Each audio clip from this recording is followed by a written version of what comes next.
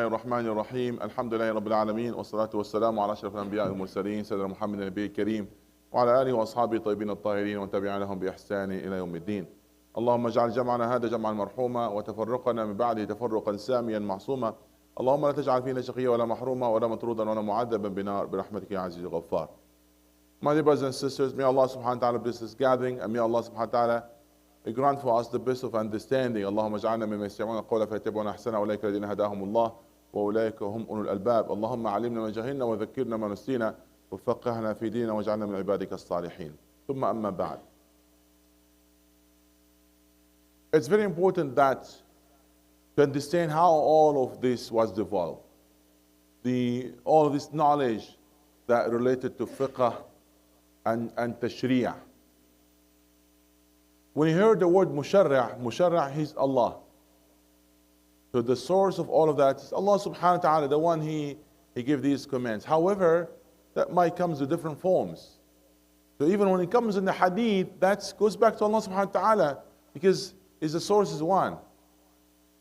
Yes, just the forms are different, So we have to understand this. When a command comes to you, that's in the Quran, or even in the Sunnah, you should not differentiate about that, because the source of that all one. Allah confirmed that, what Rasulullah would say, He's not saying from His own. He will get it in the form of revelation. وَمَا يَنْطِقُ عَنِ الْهَوَىٰ إِنْ هُوَ إِلَّا وَحْيٌ يُوحَىٰ. And as we mentioned last time, let's say the Rasulullah made his own opinion and he made his jihad. As long as the revelation is still there, that's first, it's a confirmation for his word. And if there's something that's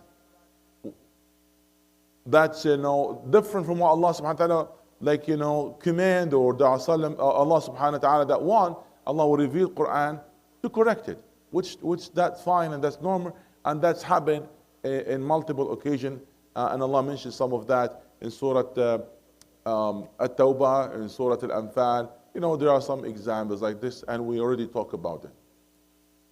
Today we are going to highlight some of the characteristics of the tashri'ah, of the fiqh and the Islamic jurisprudence during the time of Sahaba. We already spoke about that, and we said the main source always and all the time, and especially in their time, is the Quran. They care about Quran more than other things, and that's the first thing. And as even we mentioned that Sayyidina Umar, he met with some scholars that come into Medina, and before they arrive, he went outside to tell them that إنكم تقدمون على أهل قرية لهم دوي بالقرآن كدوي النحل فلا تشغلهم بالرواية. You are coming to the people that care much about Quran, and they focus about Quran, and do not make them busy with the riwayah and other narrations. Because at that time, it was a pure society. There's not much to quote from here and there. Because why they use the for riwayah? They use the riwayah to teach people, if they have some mistakes, to correct, some of the issues, and to answer some of their questions. If there's no need, there's no need. It's not the point at the time that, they study the hadith and all of that. That's developed later. And we don't understand from that they neglect hadith. No, not at all. But they make the priority of the Quran. And that's why when Sayyidina Umar absorbed that many of the Sahaba were killed during the Ma'raka of Yamama, the Battle of Yamama, where over 70 of Qurra, of Huffaz, were killed. He said, أخاف أن يخلد فأدرك البشرة. You have to do something, oh Abu Bakr. And he cannot do by his own. That's Abu Bakr, he's the Khalifa. So, subhanAllah, it's interesting. You know what Abu Bakr as-Siddiq radiallahu anhu said? كيف أفعل ما لم يفعله النبي صلى الله عليه وسلم? How I will do something that Rasulullah never did? No. Subhanallah, see the wara they have, the taqwa they have. But then they are still open, to understand. Sayyidina Umar said, no, we're not doing something against the teaching of Rasulullah. Wallahi inna khayr inna maslaha. There is benefit in that, there is khayr in that, until Abu Bakr were convinced. Then they agreed to call one of the Sahaba, and they choose Zayd ibn Thabit. And they asked him, and Zayd, when they told him about that, he repeated the same exact statement as Sayyidina Abu Bakr said, كيف أفعل ما لم يفعله النبي صلى الله عليه وسلم? How you ask me to do something that Rasulullah never did? And then after he convinced, he said, Wallah, it was not an easy task. If they ask me to remove a mountain from its place, maybe that will be easier for me. And then he started with a committee with the advice of Sayyidina Abu Bakr and Umar until they concluded that job around 2 years. And they were working hard. And they have a certain condition. Well, I'm not going to go into that. So they made it in suhuf, not mushaf yet. So every surah in sahifa. And all that in one box, in one place. And who kept it that with him? Sayyidina Abu Bakr. When he appointed after that, as you know, Sayyidina Umar, he passed it to Sayyidina Umar. And Sayyidina Umar, he kept it with him until when he, about, to die, when he was tapped. He asked the Sahaba to choose one among the 6. And then, because the Khalifa was not assigned yet, he passed it to his daughter, the wife of the Prophet, Hafsa. And the time of Sayyidina Umar, they were in need of, Sayyidina Uthman, they were in need of those suhuf. When Hudayfa ibn al-Yaman was witnessing that the Sahaba debated about the ayat and almost they fight. They almost they fought. So he was really disturbed by that. So he came all the way to talk to Sayyidina Uthman radiallahu anhu. And he said, you have to do something. So what he did, فاستحضر الصحف الأولى التي جمعت وخص زيدا ومن قريشه نفرا على لسان قريش فاكتبوه كما على الرسول به إنزاله انتشر فصار في نسخ منها مع المدني كوف والشام وبصر تمنع البصر وقيل مكة والبحرين مع يمن ضاعت بها نسخ في نشرها قطورا. So he asked Sayyidah Hafsa to give him those suhuf, that, the result of the effort of the first committee, they collect the Quran in one place. And she said, I will give it to you with the promise that you give it back to me. So he took it and he passed it to Zayd, the same person, that's what the head of that committee. He assigned him again and he gave them directions. And as I said, I'm not going to go into that one. And then they made the main copy called Mushaf al-Imam, and then they make other copies from that, with a slight difference that meant to be, put in there.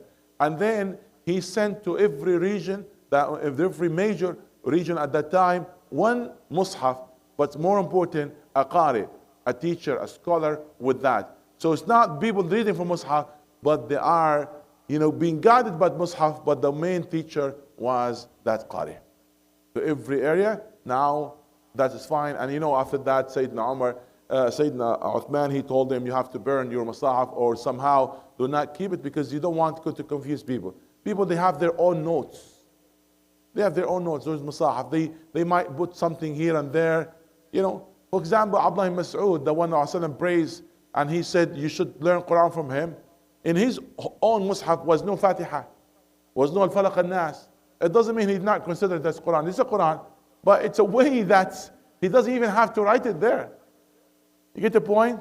That they read it 10 times a day, Al-Falaq al-Nas, Al-Fatiha, minimum 17 times a day.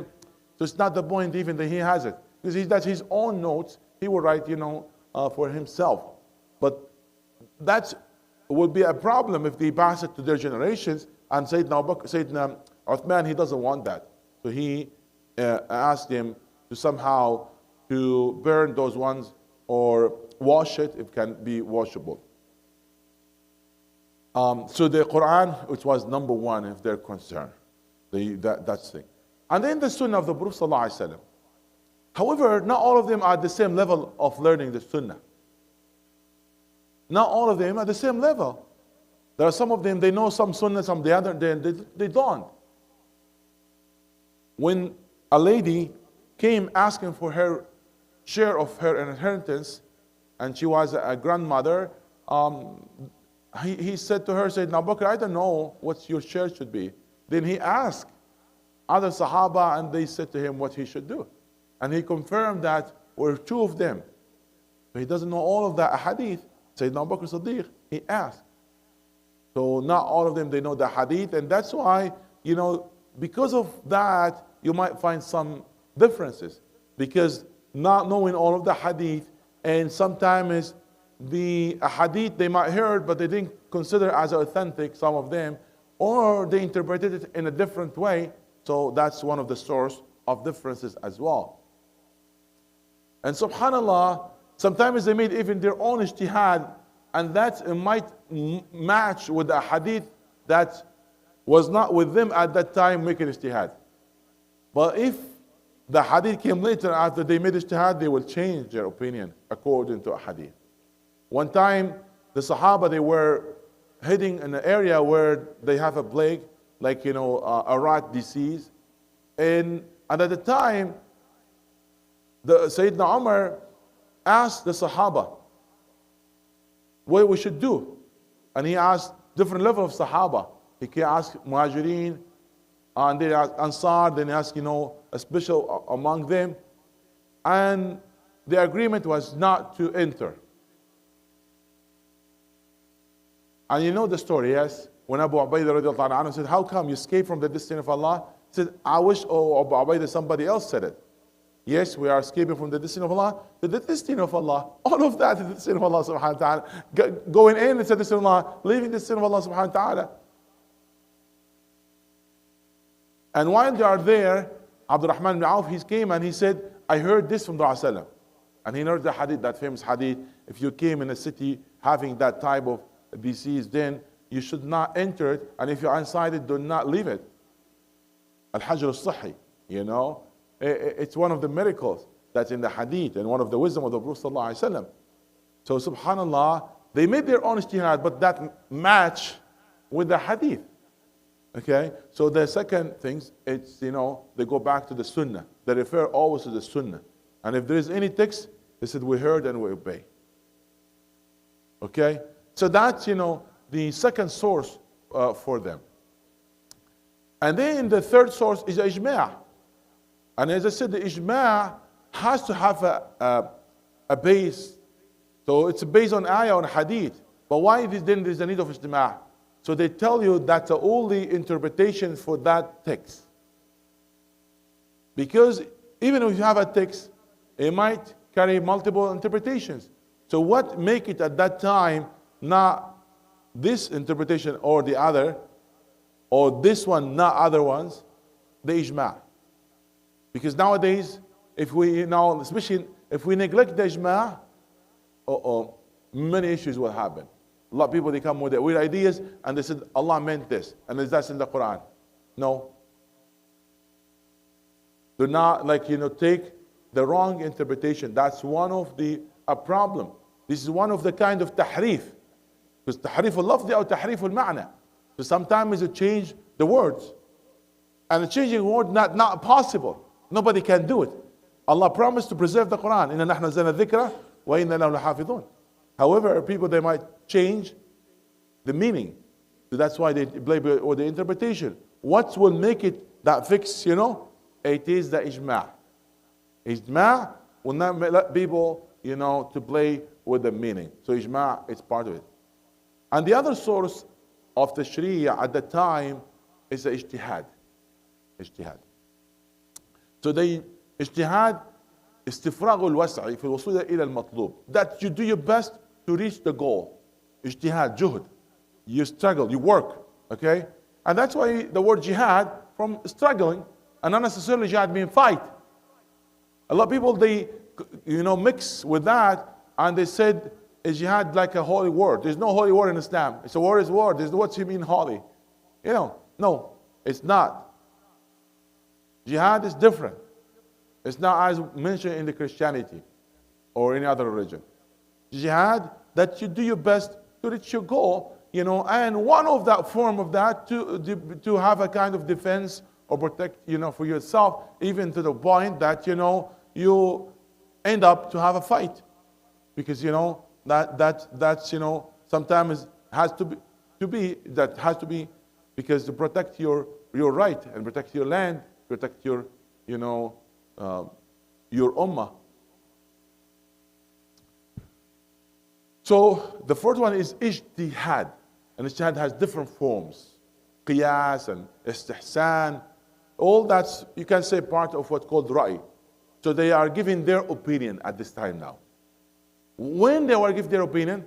When there's no text in that matter. Why there is no text in that matter? Oh, okay. There are many things arise, many things come up, The new things comes there, they need fatwa for it. Is that right? So how they will answer? They go back to Quran, they go back to the Sunnah. But if not, then on the light of Quran and Sunnah, then they make ijtihad. Allah mentioned these four in one ayah. Who can help me about this ayah? Masadir al-Tashri' al-Arba'a, the main ones of the source of the Sharia, was mentioned in one ayah. Who can help me find this ayah? I'll give you a hint. That's in Surah An-Nisa. يا أيها الذين آمنوا أطيعوا الله وأطيعوا الرسول وأولي الأمر منكم فإن تنازعتم في شيء فردوه إلى الله والرسول إن كنتم تؤمنون بالله واليوم الآخر ذلك خير وأحسن تأويلا. So, أطيعوا الله, follow the Quran. All believers obey Allah. I mean what? Follow the Quran. وأطيعوا الرسول, and you should obey the messenger. Follow the Sunnah. وأولي الأمر منكم, and follow the opinion of those are references. Those are sources for the scholars, the awliya and the umara, and and ulama and umara. At that time, when they said imam, their khalifa is their imam, because the leader, the political leader, he is the leader even in fiqh. He's most time that's the most knowledgeable person. He's well versed in deen. So they call it even imam. Imam Abu Bakr, Imam Umar, they are Aimma. They are Khulafa and they are Aimma. They are in that level of understanding. So, أولي الأمر منكم, that's al-umara and al-ulama. If they agree on something, then that's an evidence that you have to follow. And then he said, if you have dispute, then you have to return it back to Quran and Sunnah, which means you measure it. You look at what you could find from analytical reasoning, making qiyas or ijtihad according in the light of the Quran and Sunnah. So these the four main sources. Let's name it again. The main sources: Quran, Sunnah, Ijma', Qiyas or Ijtihad. Qiyas, it's one of the forms of Ijtihad. Now, I'd like to ask a question, very simple question. عمل الصحابي واجتهاد الصحابة وقول الصحابي هل هو حجة أم لا؟ The action or the saying or ijtihad of Sahabi, is it something must to follow? Is it hujjah? Is it like, is it qawl Sahabi? And then you have to follow. Is that hujjah? Is that a main source? Is it a strong evidence that you have to practice? So what do you think? Depends. Yeah, but the Sahaba, they will never go against the Prophet. They are trying their best. Even if not all of them, they are correct, but they are trying their best. They are not going to do that. They were trying their best. They made ijtihad. And there's many masail I could share with you. Is that must to follow? Is that hujjah? Qawl al-sahabi hujjah? What do you think? Is it yes or no? Okay. Yes and no. Yes and no. Okay, I'll explain. If the Sahabi, he's a scholar among the Sahaba. He's knowledgeable because not all of them are scholars. And by the way, because not all of them are given fatwa, we have less differences among them. So sometimes you minimize even the number of muftiin. It's a good point. So it's not every one of them, they will make fatwa. No. And only they do fatwa when there is necessity. There's a need. There's a haja. So if that Sahabi, he's a scholar among them, and no other Sahabi said something against, then became hujjah. إذن إذا كان هو من علماء الصحابة فقهاء الصحابة ولم يخالفه غيره إذن صار قوله حجة. You get the point? So only it's an evidence or evidence that to have to follow when he is a scholar among them. So he reached and attained that level of ijtihad. And no other that Sahaba were knowing that he said something different. Then in that case, his word is an evidence. Okay? So it's very rare happen, but you understand it from that way. One time a person came to Sayyidina Umar and he said to him, I asked Zayd ibn Thabit and I asked Ali about a matter and they gave me this answer. Umar, he said, if it's up to me, I will say this. And he said, why not? And you are the leader. You are the leader. He at the time was the Khalifa. He said, no, I'm not returning you back to the word of Allah. I'm returning you back to ijtihad, to my opinion. وَرَأْيُ مُشْتَرَكْ. An opinion, it's mature things. It's something that I cannot claim that I'm right and others are wrong. You know? So since you asked them and you are comfortable, then you can follow them. You don't have to follow my opinion. Okay. So the Sahaba, they were refrained from even making fatwa unless there is a need of that, and they go back in the light of the Quran and Sunnah.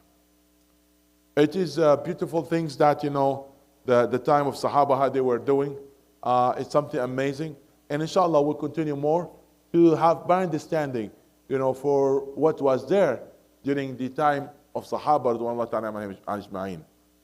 And we should not feel bad with the differences. Sometimes we feel bad. Oh, why is differences?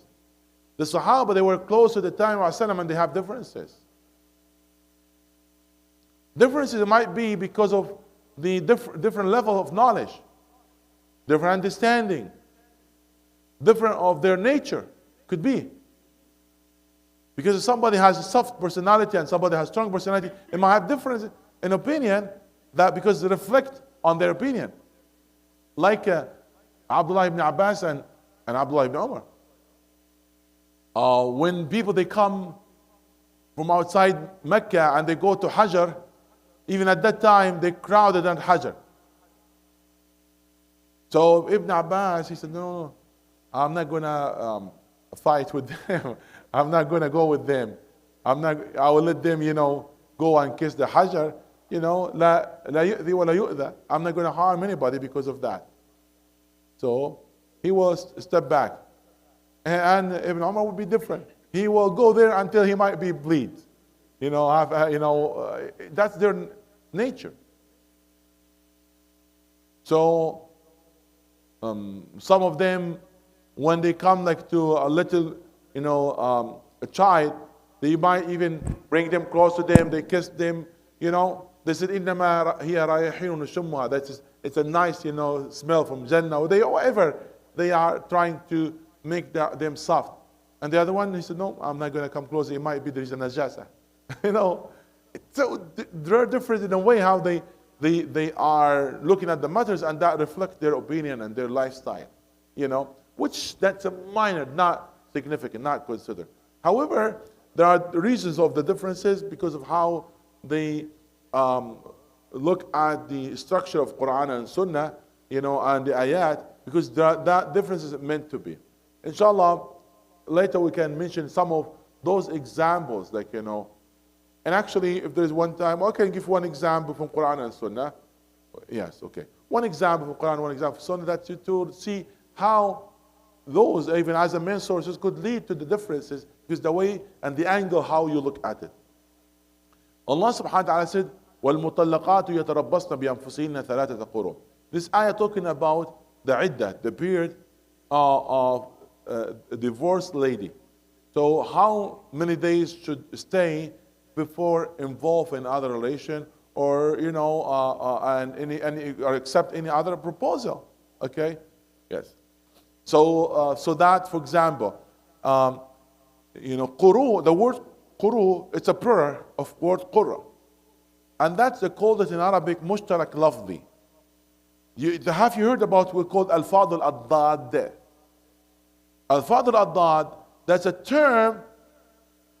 term has two meanings at least, and those two meanings are opposite. Like qurra, one of them, either called tuhur or hayd. Yes, could be tuhur, the time of pureness, or the time of menses. SubhanAllah, it's meant to be. And now the scholars will ask, is there a 3 period of pureness or 3 period of haid? Is that ended by the end of the 3rd tuhur or the 3rd of the haid? You get? So according to one of them and other, it's a bit longer will make it. And that's because of the ayat. And this difference, by the way, will remain as a difference till the day of the judgment. Nobody can solve it. Even they try to make tarjih, said, well, this one is stronger, the other one is stronger. It's still, this one supported by evidence, other one supported by other evidence. It's still the matter of ijtihad. And that it tells you, do not interpret the Quran by yourself. You have to go back to the scholars, those Allah equipped them with the knowledge, as he said, وَالرَّاسِخُونَ فِي الْعِلْمِ. Those are رَاسِخُونَ فِي الْعِلْمِ, those you have to go back to them. Another things about the Quran, for example, if somebody approach a lady and talk to her about the marriage or even have a contract during the time of iddah, before iddah is over. And let's say her husband passed away and before the iddah concluded, he came and he made a proposal. Sayyidina Umar, he said, that's hurma abadiyya. It will be forbidden for him forever. The other said, no, it's muaqqata.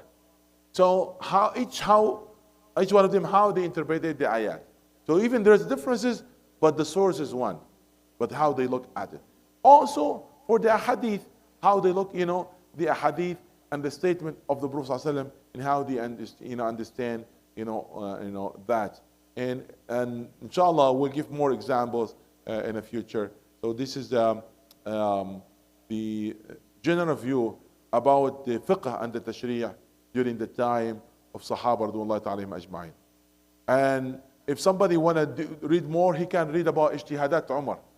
Sayyidina Umar, he made a lot of ijtihad. And he's special about the fatwa. جعل الله الحق على لسان عمر وقلبه, as Rasulullah said. And he made many ijtihads. And he was muwaffaq, as the Prophet ﷺ said, he told about him, he's mulham. And he said, if there's a prophet who will come after me, it would be Umar. How he was like, a fatah, was a victory for Islam, for his strength and his, way, that how he's taking the things, with seriousness. So, all of them are great ni'mah for Islam, and they did their best in many ways to make that Islam that we were happy with it, that reached to us. Without their effort and without Allah subhanahu wa ta'ala helping them to make that, none of us today will enjoy saying La ilaha illallah Muhammad Rasulullah. So they made the jihad, they spread the kalima, they spread the knowledge. So may Allah subhanahu wa ta'ala bless them and reward them, and put, whatever we'll do in their record of hasanat. Ameen. Let's start, inshallah, receiving your questions. And for those that are following us from the Facebook, you can, type your question in the comment section. And here we can receive here from the floor. If you want to write it down, you could. If you want to direct, there's a brother here that will pass the mic to you. And there's another mic for the sisters as well in there. Ala barakatillah, bismillah. Yes, Brother Yaqub. السلام عليكم ورحمة الله وبركاته. شيخ، إذا الإنسان يصلي صلاة الظهر مع الإمام، ومثلا الإمام قرأ بسرعة وأنت ما خلصت الفاتحة. طيب. كيف هذا موضوع الصلاة؟ طيب، أجيبك بالعربي ثم أترجم بعد ذلك. أنا أسألك، لو دخلت إلى الصلاة والإمام في حالة ركوع ماذا تفعل؟ أين الفاتحة إذن؟ تركع، قل تركع، أين الفاتحة؟ إذن سواء كنت بدأت الصلاة مع الإمام أو التحقت بالإمام، فالإمام يحمل عنك القراءة. الإمام يحمل عنك قراءتك، فقراءته هي لك قراءة، وقراءته أهم من قراءتك. تمام؟ لو أنت قرأت وهو لم يقرأ بطلت الصلاة. إذا علمت بذلك تعيدها، إذا علمت أنه لم يقرأ تعيدها. تمام؟ فحتى وأنت قرأت، فأهم من قراءتك قراءته هو. تمام؟ فهذا أمر لابد أن يكون يعني واضحا. فهذا الإمام إذا يرفع عنك، فلا حرج ولا ضير. إذا استطعت أن توجز الفاتحة وتلحق به وهو ما زال في ركوعه، فهذا طيب، وإلا بدون حتى أن تختم فتلحق بالإمام. The brother asked, how about if I'm praying and the Imam was a little bit fast and I have not finished even my Fatiha, what I should do in this case? So I asked him, when you come to the masjid and you find the Imam in the position of ruku', what you should do? He said, I just make takbir harama and then join them in ruku'. I said, where's the Fatiha now? Where's the Fatiha? So you have to understand that the Imam will carry the Fatiha and all others saying for you, except takbir al-ihram and salam. But all others saying in salah, he will carry, and you don't have to worry. So his recitation more important than your recitation. So if you recite and he didn't, that does not make your salah valid if you get to know that he didn't recite the Fatiha. Okay? And if he did and you don't, that's your salah is valid. And that's why we advise, especially those new Muslims, for example,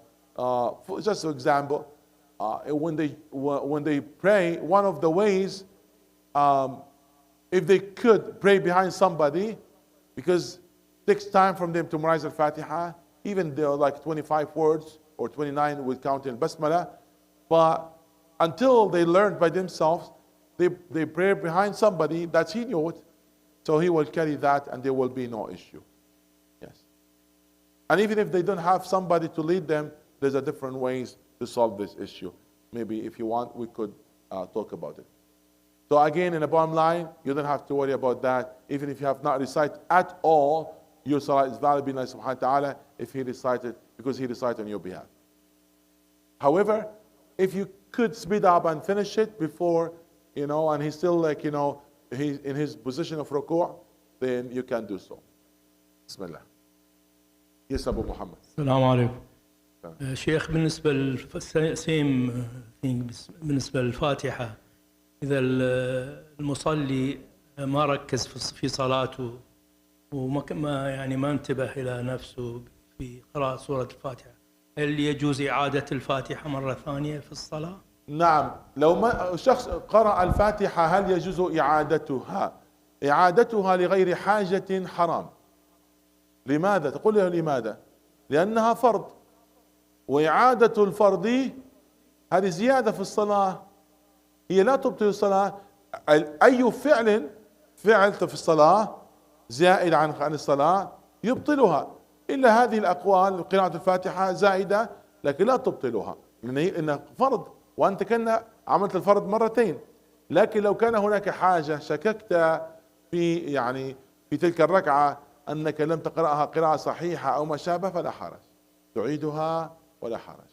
So the brother asked that I was in the prayer, but I was not sure that did I recited the Fatiha in a proper way or not.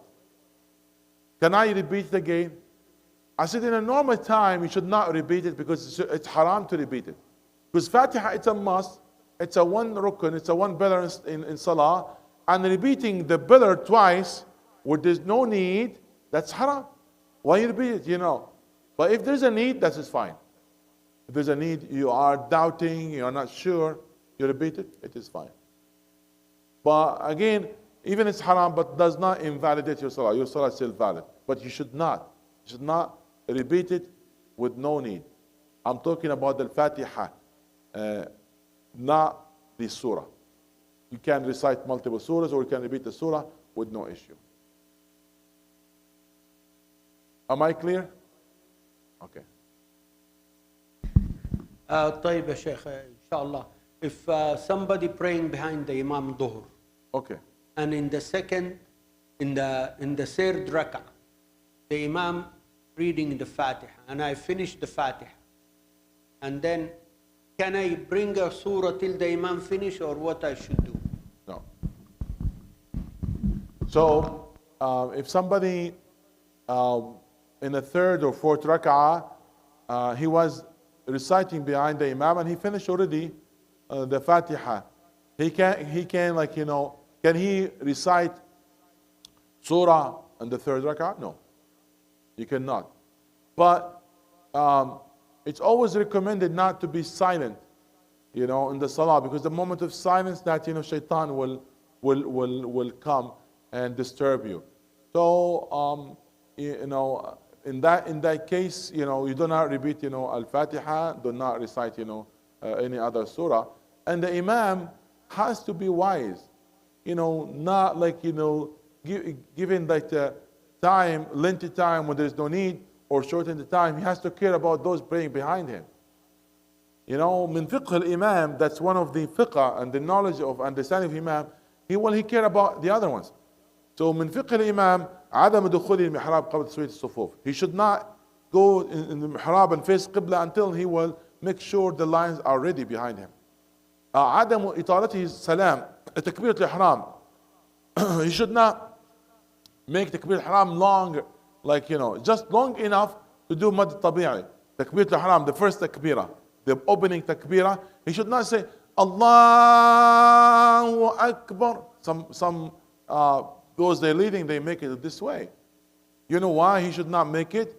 Because the time he started Allahu Akbar, somebody else, he finished that takbir, and even maybe he finished al-Fatiha before like in that one finished takbir al-ihram. So Allah, other one he said Allahu Akbar, alhamdulillah rabbil alamin rahman. And that's what gonna lead to the salah of the one praying behind the imam invalid. Yes, because it's that count that you made your takbir before the imam.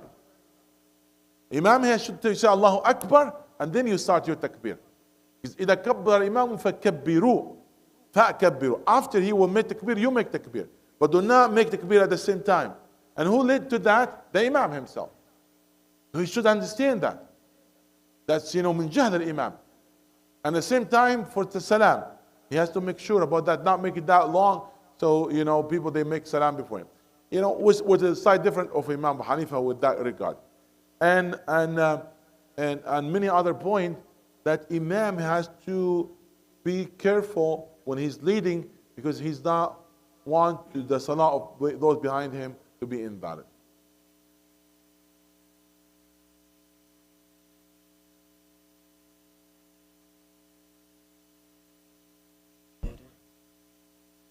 So if Imam he's make it the longer and have finished before, there are some dua that you could repeat. There's no need, but you can use that, for the what's called generic dua. So for a specific dua, that's a partisan. It's not the opening the dua, because that will be in your sujood. But there's a specific dua that you can say at that time. But if that was a constant action and that's noticeable, then with a polite way it has to be conveyed to the one who's leading. Yes. Imam, I have two questions unrelated. The first question is about the Fatiha. There are some Imam, when they read the Fatiha, they give you a pause. They have a pause afterwards to give you a chance, the people praying behind him, to read the Fatiha as well. I don't know whether this is the rule. And the second question. Okay. So the Prophet said, "Sallu kama ra'aytumuni usalli." Pray as if you saw me praying. Pray as the way that you saw me praying. So those they talk about kayfiyat salat al-sallam, how the Prophet prayed. They didn't mention that the Prophet made that pose. Okay, and the Prophet, by the way, hate if somebody would recite at the same time that he would recite. One time after his salah, he turned back to them and he said, "Ma li yunaza'u bil-Quran." Why you are reciting at the same time that I'm doing? You should not recite at the same time the Prophet was reciting. And the Prophet is not used even given that time.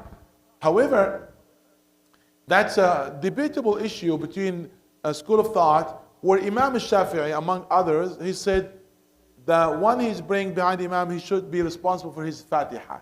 Because the Prophet said, "La salata إلا بأم الكتاب. There's no salah without al-Kitab, the mother of the book, which is Al-Fatiha.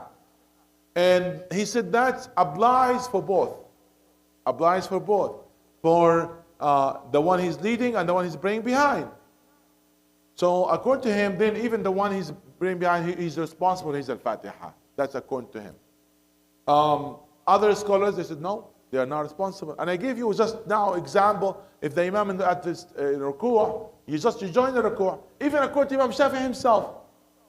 And that's count as one rak'ah for him. If that count for one rak'ah, it will be the same. What's the difference between the first rak'ah and the second and third? It will be the same. Okay, so generally speaking, you don't have to worry about this. You know, قراءة الإمام لك قراءة. It's enough for you the recitation of the Imam. One question is about the rules praying when traveling. Rules when you travel, the prayers when you travel. Okay. I heard so many versions. I've asked different religious people.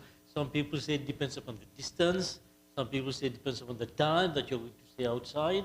Some people say no, if you are going to stay there for a long time and there are masjid, you should go and pray in the masjid. You should not join your prayer. So first of all, that's as all school of thought of Ahl Sunnah, they agree of Salatul Qasri. That's a Sunnah of the Prophet ﷺ. إن الله يحب أن تؤتى رخصه كما تؤتى عزائمه. That's a permission, that's a license for you when you are traveling to shorten the prayer. And actually, it's a gift from Allah subhanahu wa ta'ala where you apply your fard and sunnah because you get extra reward for that. Even shorten the prayer, but you give extra reward for this. And that was the habit of the Prophet sallallahu alaihi wasallam. But coming now to the condition that related to this. The condition related to this, as you mentioned, there are various and there's differences of the consideration of all this. Why? Because that was left to the urf, to the culture, to the definition among the cultures who is the traveler. And from there, they have the differences. Okay? So, talking about the distance, the days when they're staying, and all of that. However, they mention now from the life of Rasulullah that he made the qasr in a short trip, and even there's some long trips, which around 20 days, more or less, that he made a qasr as well. So now, going back to this, we cannot say this opinion that's more valid than the other, but I could say, according to my understanding and what I found, that's very reasonable. But this, that's the distance. If you have the intention to cut the distance 80 kilometers and plus, where that the distance would regular that a day and night at that time, which that count as a traveler. So 80 kilometers, like I would consider 84 or something. Some scholars they said 90, but I would say 80 plus. Then you are in that category, and you could take the permission. So the moment that you have the intention, you are leaving, and the moment that you left your zoning behind, your area of living behind, even it's still in the same city, but your zoning, you left it, and you're heading to a distance that you had the intention to cut a minimum of 80 kilometers, then you are eligible for that. And while you are traveling, how long it takes that from you, you are eligible. Now, when you are deciding to stay, you went from your zoning, from your area to other place, and then you decide to stay in there. Now we ask you how many days you are staying there. You said, you know what? I have the intention to stay there for a month. Now you are not eligible for the traveler rules. You are like a citizen now. You're not traveler, so you pray normally. Somebody he say, you know what? I'm staying there for 7 days. This is where the area difference comes. Some schools this is fine, some it is not. Somebody said, I'm staying just for 3 days, 3 or 4 days. I said, do not worry, you can make qasr according to all. So all of them, they said it's fine. You get the point now? Somebody else said, you know what? I don't know when I'm going to come back. I'm staying there. I have something to do. I'm business or deal, but I don't know when you come back. I don't know where I will finish my trip. I'm still hesitating. Maybe tomorrow, maybe after tomorrow, and 2 days from now, even if he stayed like a month in there, he can make qasr. Okay? Yes. Al-mutaraddid, the one he doesn't know, that he can, continue making qasr until he decides. Now, he decided, he said, you know what? We are not going to help you this week. Come after 2 weeks. He said, you know what? I'm not going to go back. I will wait for 2 weeks now. Now, if you're staying, you have the intention to stay now, then you cut the qasr and pray in the normal salah. No, I just mentioned to you the time, brother. What do you mean? No. Listen to the recording again. I'm not going to repeat it again. I told you, there's no hadith about this. This was left to the definition of the culture, how they define the traveler. Okay, that's why the difference. I told you why the scholars, they have difference about this. Okay? Who can repeat what I just said? Yes. If somebody decided that he is going to stay for a month or more, then he should make qasr or normal salah. Normal salah. If somebody, he decided to stay for, let's say, a short period of time, but let's say 7 days, is he make qasr or not? According to some scholars, he can. According to others, he cannot. Because some of the consider that still 7 days is a long period of time. If he decides to stay 3 or 4 days, he can make qasr? Of course, according to all of them. There's no difference in this, that short period of time, okay? 1 day, 2 days, 3 days, even 4 days, all of them, they said it's fine. More than this, they have differences. Long period of time, they have no differences. Yeah? Now, if somebody, he doesn't know how many days he will stay. He doesn't know. He's traveling, but he never decided. He want to move from one place to another, or he's staying there, waiting for a result. They told him, come next day, come after day, come. He doesn't know. He still can going on, and he can pray qasr with no issue. Even that was long period of time, but because he have not decided how many days he should stay. Am I clear now? Yes.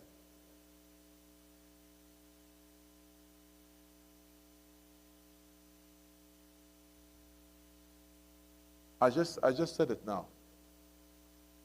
It depends. So according to Imam Malik, if you want to go specific, I'm not going to speak one opinion, or that's why I give you the general rule.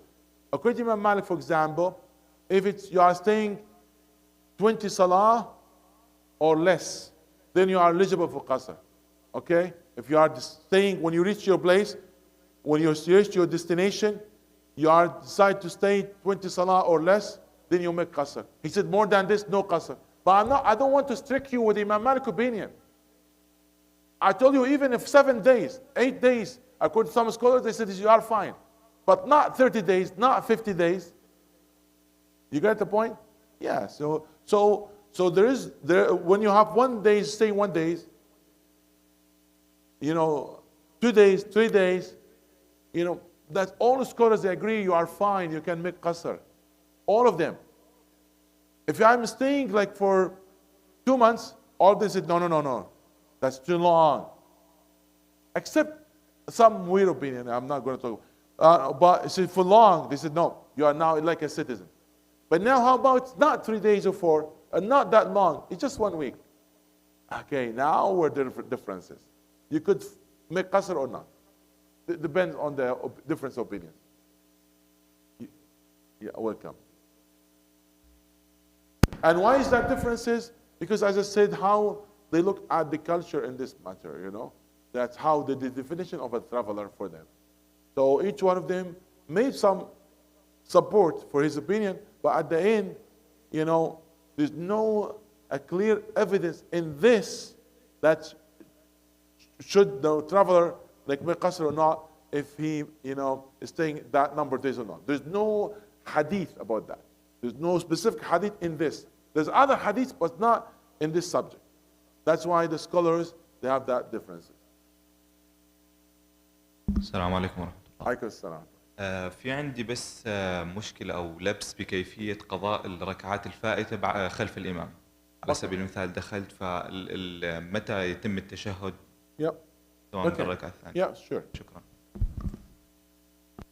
You want the answer in Arabic or English, or it doesn't matter? It doesn't. Okay. So the brother asked, when I joined the Imam, I missed like a few raka'at. How I should make up or complete my salah for what I missed? There are two ways to do that. There are two ways, and both are valid. You know, we'll talk about it. And the source of that, why there are two ways, because there are two different narrations. There's one narration that Rasulullah said, إذا أتيتم فأتوا الهوين فما أدركتم فصلوا وما فاتكم فأتموا. Wherever you attend, then you should pray, and wherever you missed, you should complete. According to that narrations, that now I attended 2 rak'ah, then I will stand up for the third and the fourth. The third and the fourth, which just the Fatiha, like in Dhuhr and Asr and Isha, for example. Just third and fourth, just complete. The other narration, وَمَا فَاتَكُمْ فَقْدُوا. Whatever you missed, then you make up. You make it up. So you make it up as the way you missed it. So I missed the first and the second, which is Fatiha and Surah. So when I stand up with reciting Fatiha and Surah, because the way I miss it. So it's counted the third and fourth as a number, but the way how if it's to perform it as the way you miss it. So both opinions are valid. However, the one follow the second opinion, actually it kind of practice both narrations. فَأَتِمُّوا وَنَقْضُوا. Complete and make up. So complete in numbers and make up in performs in a way how it missed. Okay? So they're combining the two opinions. So now, both are valid, just to understand. The easy way, just you count how much you pray, you stand up, you complete the rest. That's the easy way. The other way, that you make up as the way you miss it. However, you have to consider the numbers when you are praying. So after each 2, there is the shahad. Let's say now the best example of Maghrib. I missed the first 2 rak'ah in Maghrib. And I will stand up. I attended only 1 rak'ah. Imam said, Assalamu alaikum. I stood up and I will pray. I'll pray rak'ah, this will be the second for me. How I pray that one? Fatiha and Surah. Why Fatiha and Surah? According to the opinion that I should continue, I'm continue, it's a second. According to the opinion that I should pray as the way you miss it, I pray as I miss it because the first one I miss it, Fatiha and Surah. Okay? So there's no difference in the second one. Now I prayed now how many rak'ah? 2. What I should do now? The shahad, because I did 2. After each 2 I have to make the shahad. How about the first shahad? No, the first shahad because you have to sit following the Imam. So I make the shahad. Now here where the differences comes. Now I will stand up. I'll stand up for what? For the third. According to Imam Ahmad, for example, I will stand up reciting just Al-Fatiha because the third in numbers and a third in in my salah. It's the third. I pray and I continue.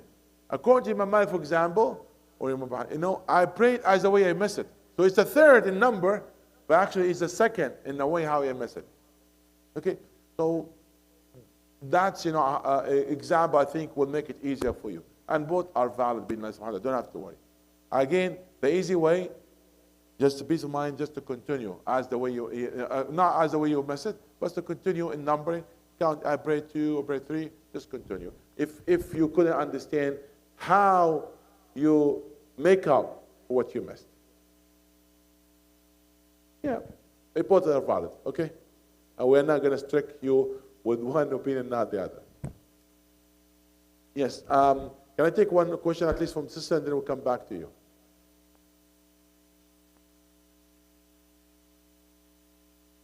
Sisters, they have a mic there if you want to have a question. Okay, we'll go back. We'll come back to you. We'll go back to the brothers. Yes. Is there any question on Facebook? We'll take one. Yes, brother. Assalamu alaikum. Alaikum assalam. My question is that if somebody is praying behind me, Sunnah or any other prayer, If you're praying behind? behind me, not as an Imam, right? I'm sitting and he's just praying behind okay. me. Okay. Now he's in the middle of his salah. Now can I move? Because in that case there may be no sutra in front of him. Yes.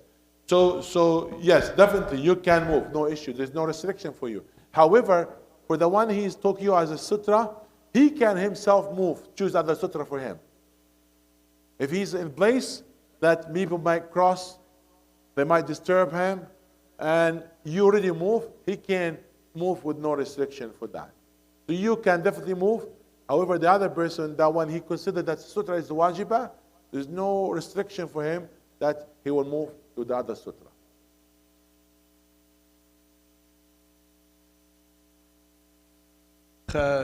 في صلاة المسافر هل في فرق بين إنه الشخص مسافر لعمل وشخص مسافر لعطلة؟ No. So the condition for the one who's traveling is a must that have a work in there or have just a picnic or I'm going to, as long as that's called safaru ta'ah. Safaru ta'ah. I'm going for the trip for something is Islamically permissible. Then it's fine. Even if that my work, like a truck driver, every day he's on the road, he can use that rukhsa of qasr. He cannot say, you know what, oh, that qasr every day, qasr? No, that's fine. If that's your work and you are, all the conditions are met, then it's fine.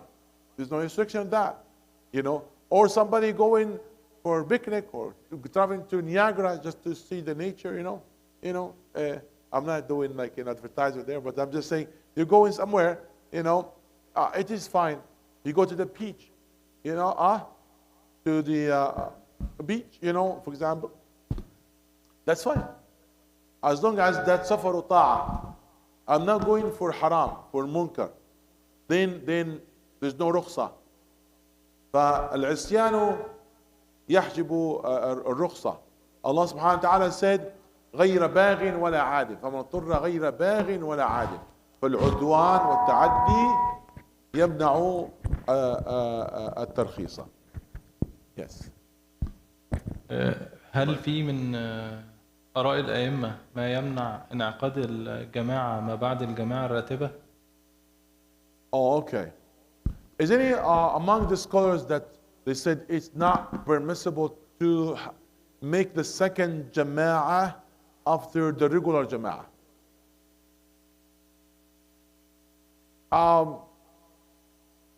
None of the scholars they said it's haram or it's not permissible.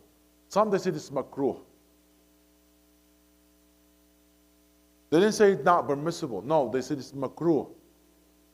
And that's why Abdullah Mas'ud and even other Sahaba, when they would come and they realized that the Sahaba, they finished their prayer already, they go back to their home and they lead the Salah with their people at their home. So they pray there.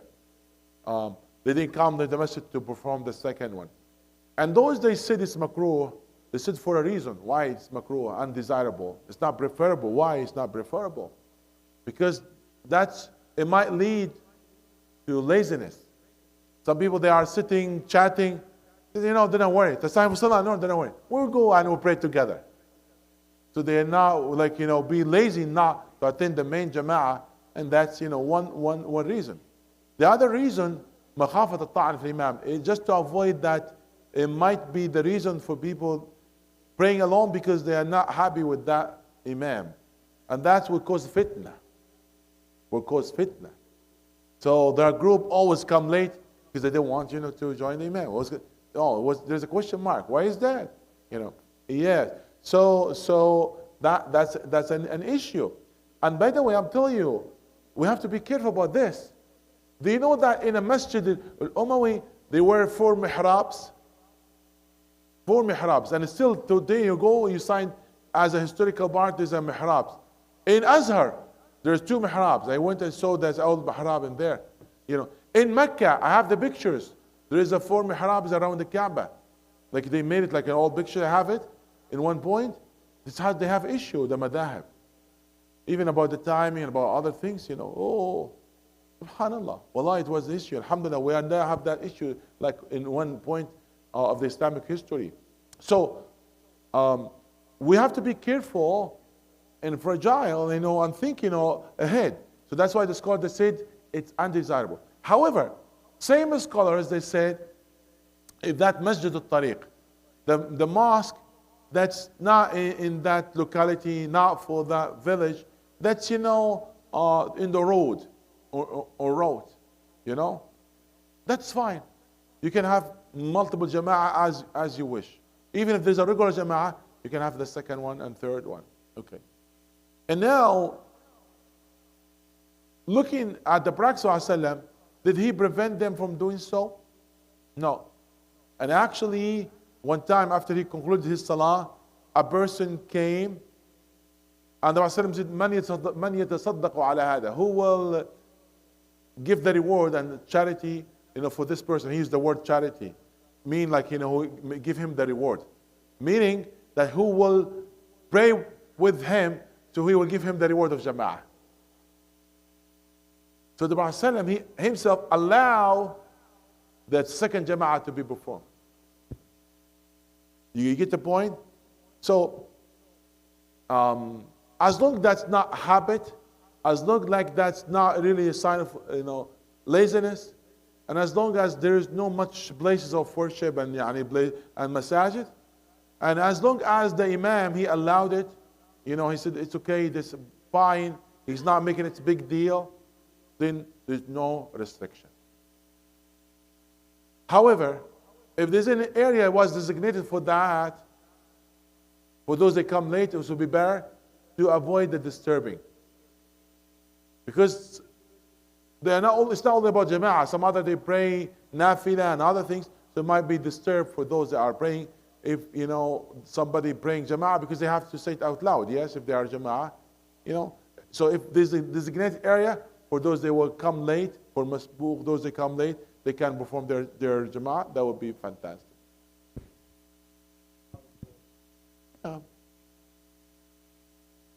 Yes, brother. And then after that, yes. Assalamu alaikum, brother. Let's say you are a musafir and you missed it, salat, let's say, Maghrib, and reached the Jama'ah, they were praying Isha. So when you catch there, are you going to pray with a Maghrib, or you're going to pray with Isha? Because they pray Isha, you missed it already, Maghrib. Yes. So if there's a way that's in a corner or some or private area where you can perform your Maghrib first, you should do first. And then you join them, catch whatever you can. Because you're a musafir, you're not even obligated to pray with jama'ah. That's a regular jama'ah. But if you can, pray your own. However, if there's nothing and you choose to join them, praying Isha with them. But after you conclude your Isha, you stand up, pray Maghrib and Isha. Pray Maghrib and Isha. Because this is to make them in order. Maghrib and Isha, it's wajib shart. لأنها مشتركات الوقت. They're together, they are mature in time, they share the time, then you have to pray the first before the second. You have to pray the first before the second. If somebody praying Asr, and while he's praying Asr, he realized that he have not prayed Dhuhr, he will continue, not leaving the Salah with the Imam. He will continue, if you bring behind the Imam, he will continue that Asr. However, he will stand up after that, pray Dhuhr and Asr. So we have to be, careful about this. This is called Mushtarikat al-Waqt. So if there is a way that I can take a corner or a side or not causing trouble, I pray my Maghrib, and then if I want to join them, if I could, then it's fine.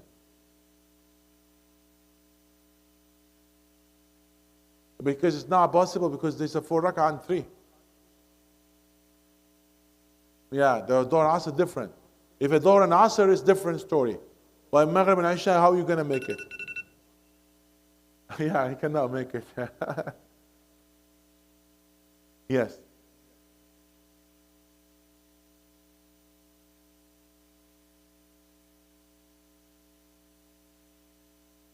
the Jum'ah prayer هل هي فرض وقتها أم فرض يومها? Yeah, there are differences between scholars. Some scholars, those that said fardu yawmiha, this is obligatory in its day, so you can even pray it before zawal.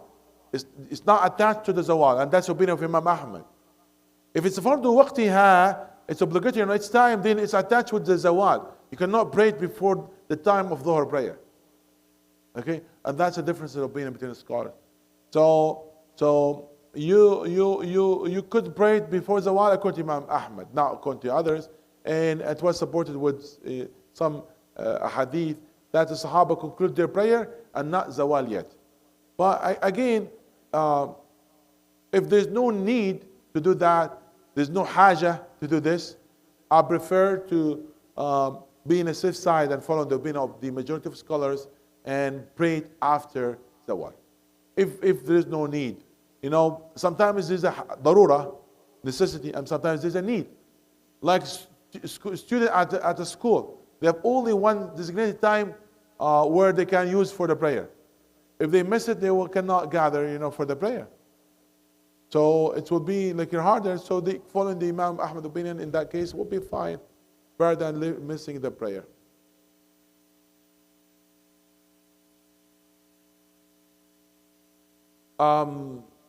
It's not about the reward, it's about or not. It's about the validity, is it valid or not? According to Imam Muhammed, as I said, it's valid, and he's a great scholar, support his opinion with strong evidence. So it is fine to follow that opinion with no matter, especially here in the West. We'll stop at this point because it's the time for adhan, and may Allah subhanahu wa ta'ala grant the best for all of us in this life and after. اللهم علمنا ما جهلنا وذكرنا ما نسينا وفقنا في ديننا وجعلنا من عباد الصالحين. اللهم نسألك العفو والعافية والمعافاة الدائمة في الدين والدنيا والآخرة. آمين.